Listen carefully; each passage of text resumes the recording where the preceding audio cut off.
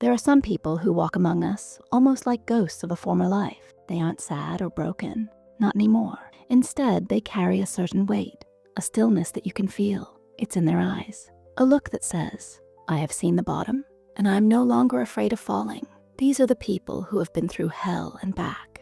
Their journey through darkness wasn't just a chapter in their life. It was the furnace that forged the person they are today. It reshaped them, and they now wear the evidence of their survival, not as visible scars, but as subtle, powerful signs. Today, we're exploring the 11 signs that someone has weathered the worst storms imaginable and returned stronger.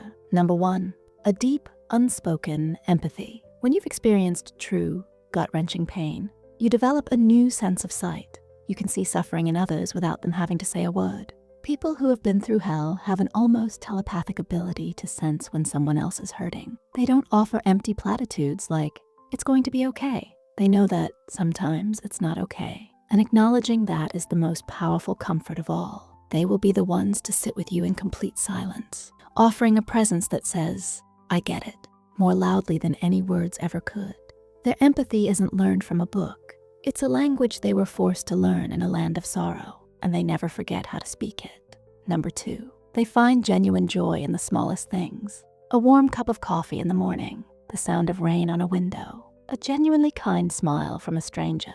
To most people, these are minor, fleeting moments. But to someone who has lost almost everything, these small moments are everything. When you face the potential of having nothing, you learn that the foundation of happiness isn't built on grand achievements, but on the collection of tiny, beautiful details. They have a perspective that the rest of us often have to work hard to find. They've seen how dark life can get, so they appreciate every single flicker of light, no matter how small. Number 3, they are unbothered by petty drama, office gossip, social media arguments, meaningless disputes about who was right and who was wrong. To a person who has fought for their own survival, this is all just noise. They have a very clear understanding of the difference between an inconvenience and a crisis. Their internal scale for problems has been permanently recalibrated.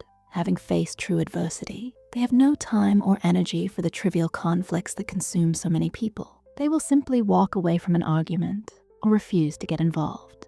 It's not because they are passive, it's because they are preserving their peace, a peace they fought incredibly hard to find. Number 4, they have rock-solid boundaries. This is one of the most visible signs. People who have been through hell often have their boundaries violated in the past. They learned a brutal lesson. If you don't build your own fences, the world will trample your garden. Now, they are masters of the word no. They say it without guilt and without needing to explain themselves. They understand that their energy, their time, and their mental health are precious resources, and they will not allow anyone to drain them. Their boundaries aren't walls to keep people out. They are gates that they control, and they only open them for those who respect what's inside. Number 5, an unusual and resilient sense of humor. You might notice they have a dark or sarcastic sense of humor. They can find a sliver of irony in the most difficult situations. This isn't a sign of negativity. It's a highly evolved survival mechanism. When you've stared into the abyss, you learn that sometimes the only thing you can do to keep from crying is to laugh. This humor is a shield. It's a way of taking power back from the very things that tried to destroy them. They are not making light of pain. They are demonstrating their mastery over it. Number 6, they are fiercely independent. These individuals have learned, often through painful experience, that the only person who is guaranteed to be there for them is themselves. They were pushed to their absolute limit and had to find a strength within that they never knew existed. As a result, they are incredibly self-reliant. They know how to solve their own problems, how to comfort themselves, and how to keep going when there is no one around to cheer them on. While they appreciate help, they never depend on it. This independence isn't born from a desire to be alone. It's born from the knowledge that they are capable of standing on their own. Number 7, a quiet, unshakable confidence. This isn't the loud, look-at-me arrogance of someone who has never been tested. It's a deep, quiet confidence that radiates from within. It's the calmness of a ship captain who has navigated through a hurricane and knows the strength of his vessel. They don't need to prove themselves to anyone. They have already faced the ultimate test, their own personal hell, and they survived.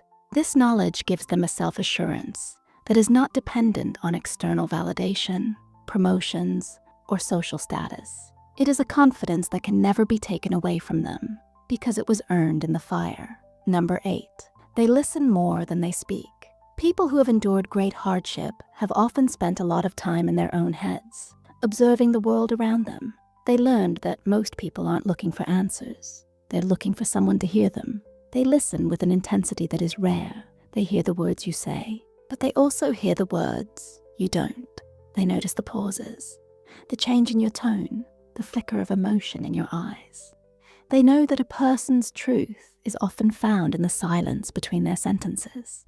They don't interrupt or rush to give advice. They simply hold space for you, which is one of the greatest gifts one person can give another. Number 9, they are extremely calm during a crisis. When chaos erupts, watch the person who has been through hell. While everyone else is panicking, they often become the calmest person in the room. Their heart rate might go up, but their mind becomes crystal clear.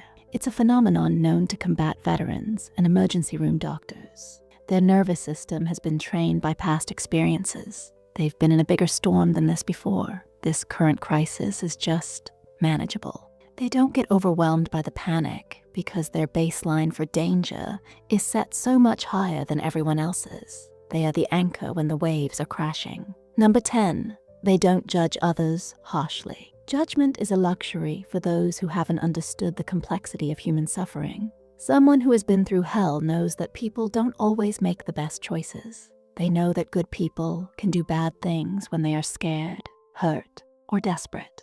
They don't see the world in black and white. They see it in infinite shades of gray. They will give people the benefit of the doubt and offer grace instead of condemnation because they know that every single person is fighting a hidden battle. They remember what it felt like to be at their own worst, and they wouldn't wish that judgment on anyone else. Number 11, they value true connection over crowds. After experiencing deep pain, the desire for superficial relationships evaporates. Small talk feels like a waste of the precious time they have. They crave authenticity and depth.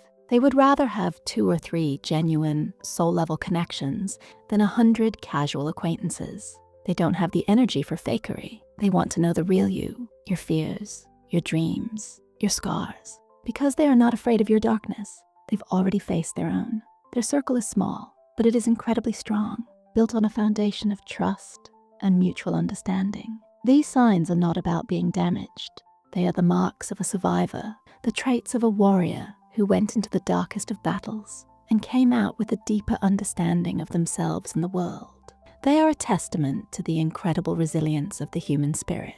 If this video resonated with you, if you recognize these signs in yourself or someone you admire, please give it a like and subscribe for more content that explores the human experience. And now, for you.